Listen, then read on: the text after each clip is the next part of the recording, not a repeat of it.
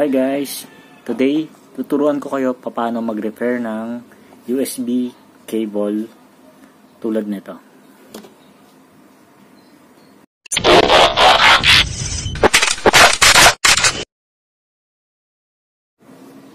Gamit itong DIY tester natin, doon natin matetest kung good o bad yung USB charger na cable natin. Sasalpak nyo lang siya dito. Tapos dito.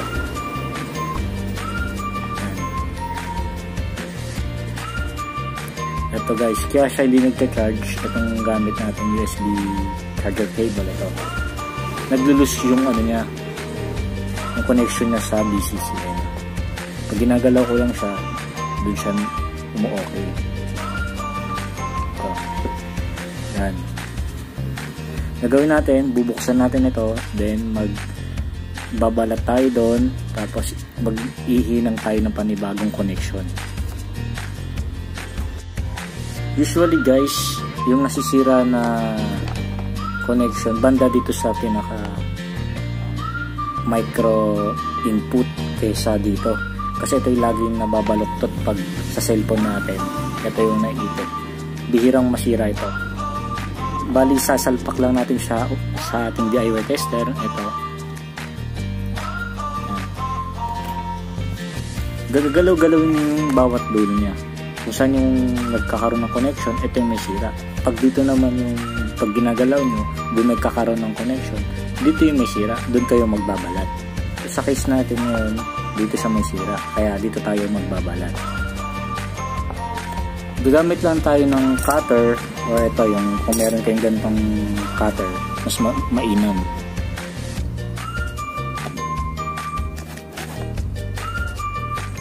Babalatan nyo siya sa gilid, ganito.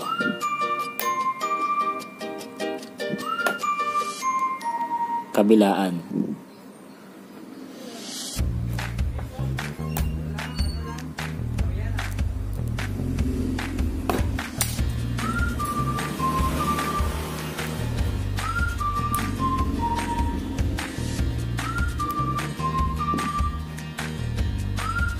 Guys, tanggal na natin itong pinaka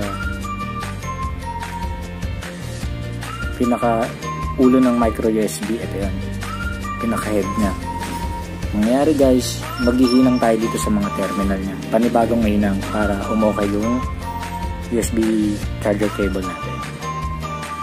So guys, puputulin na natin itong ulo na to, tapos dito tayo magbabalat ng panibago.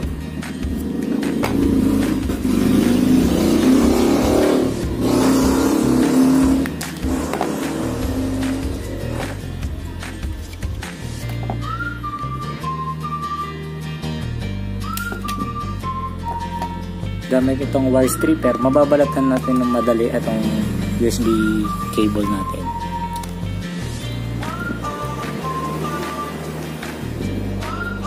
Ito guys, kanina dalawa lang yung mailaw, yung ground at BCC, nawawala pa yung connection sa BCC. Ngayon, kakabit natin 4 na wire para magiging USB data cable na rin siya. Babalatan natin guys itong mga 4 na wire, maliit lang dito sa dulo. Yan, magbabalat lang kayo ng maliit yan dito. 4 yan. Bali, magiging ganito yung tsura na guys. Yan, magbabalat lang ako ng ganyan. Bali guys, since na pinutol natin tong USB cable natin, meron yung 4 na wire, hindi natin alam yung configuration ng bawat color coding na yan. Advantage na itong DIY tester natin, malalaman natin kung ano yung color coding at yung configuration ng mga wire na yan. Isasalpak lang natin itong may USB dito sa input. Ito, si input. Gagamit ka lang ng converter. Ito, para masalpak natin to. Kasi male to male, hindi siya mag-shoot. Gagamit ka ng USB extender na female to female para masalpak natin. Yan, salpak ko lang, tapos salpak natin din dito. Yan. Tapos yung itong isang probe, something tester natin, then gagamitin natin. Tapos isusulat natin sa papel kung ano yung configuration ng bawat kulay. Ito, may 4 na wire.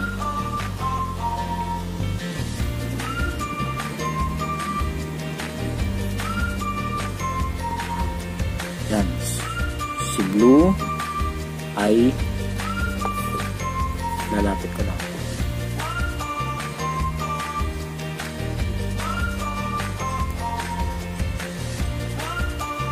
Si blue ay si BCC. Lagay natin sa papel. BCC.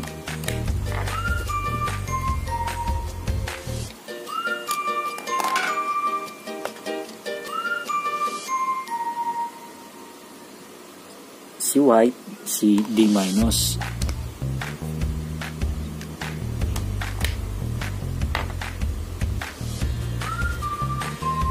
Si gray, D+.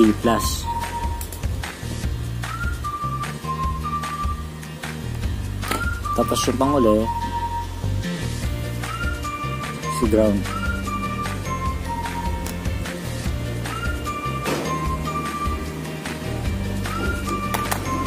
Bali guys, gamit yung DIY tester natin, si blue ay si BCC, si white ay si D-, si gray si D+, tapos itong transparent siya si ground. So guys, ito yung pinutol natin na micro USB input, yung pinaka ito dulo. Then ito, hindi din natin alam yung pin configuration ng bawat paan na yan, kung saan dyan si ground, si BCC, si D- at si D+. Gagamitin natin uli yung DIY tester natin para malaman kung saan sa 4 yung D-, D+, ground saka BCC. Sasalpak na natin muna siya dito sa ating DIY extender. Ito. Salpak natin siya dito. And then salpak natin siya dito.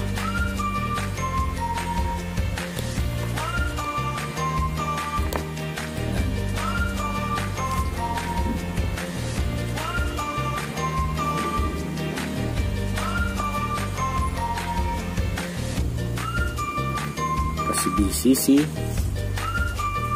ayun si BCC yan, yun lang BCC yan.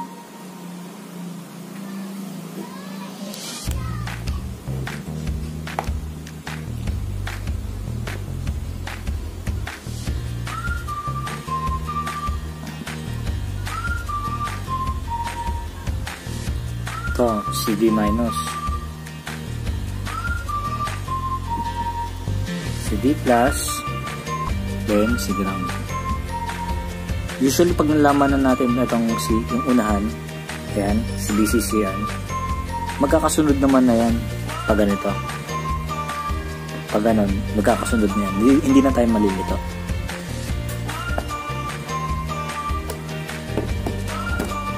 Mangyayari nga BCC, D-, D+, tas si ground. Then ihihinang na natin itong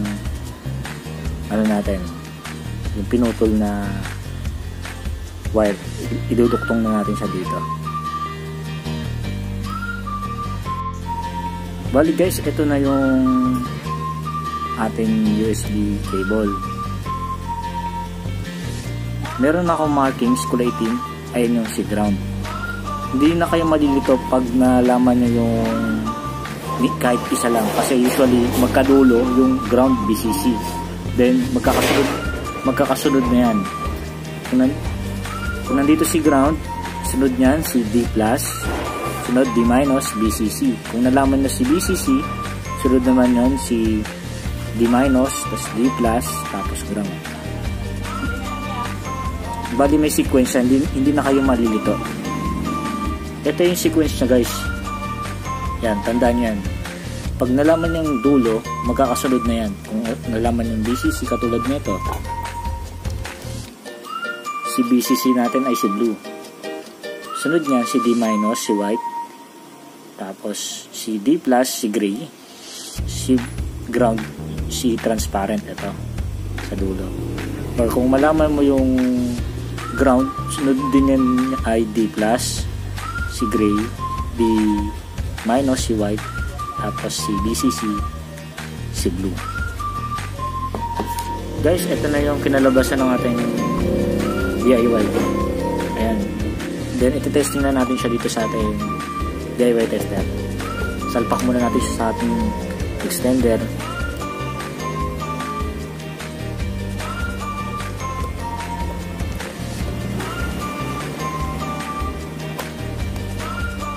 Then, yung dulong ito dito sa common, sa female USB sa akin. Yan. Oh, guys, pinakita nyo apat na ilaw. Ibig sabihin, good na yung USB cable natin. Pwede na rin siyang charger. At the same time, pwede na rin siyang USB data cable. Dun, sa USB data cable, dun na mariread siya ni computer. Kanina, yung umiilaw BCC at ground lang. Pang charging lang siya. Ngayon, na-convert na natin siya as data cable.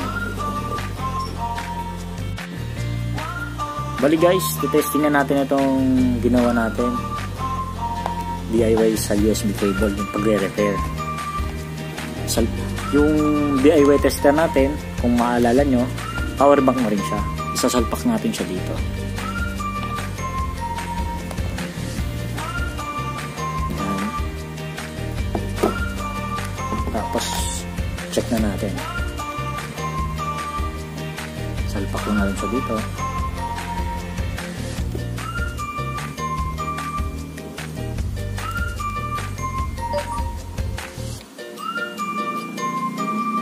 Charging siya guys. Isa pa.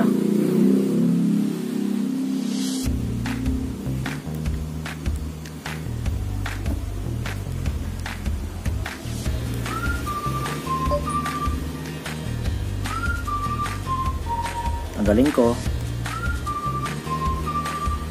Alpak ko.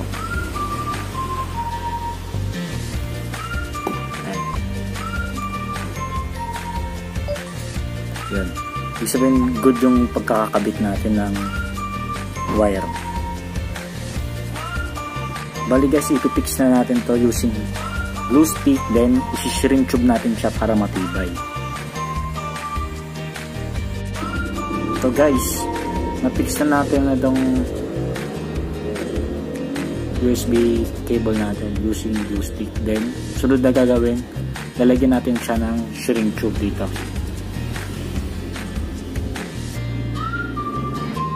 So guys, lalagyan na natin siya ng shrink tube. Isi-set na lang siya sa loob. Wala tayong shrink tube na kulay black eh. Pwede naman na to. Pang personal. Yan. Na ganang kahaba.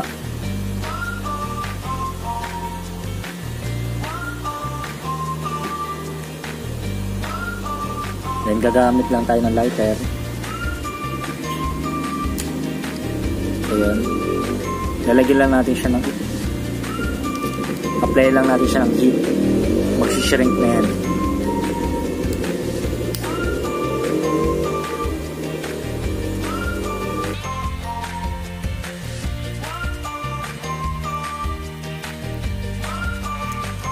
Yan na guys. Ganyan mangyayari. Pag nilagyan nyo siya ng heat, itong goma na to, nagko-compress yung ano niya, yung loob. Ayan, nagsishrink siya, lumiliit talaga. Mas maganda to sa electrical tape, yung pag-insulate, pag gumagamit tayo nito. Malinis, saka hindi siya compact siya sa loob. Ito na guys, yung pinaka final output natin. Ayan, may magagamit na tayong USB charger cable ngayon. the same time, pwede na rin siya ma-read sa computer. And yung DIY repair USB data charger cable. Hopefully guys, may natutunan kayo sa ating DIY tutorial.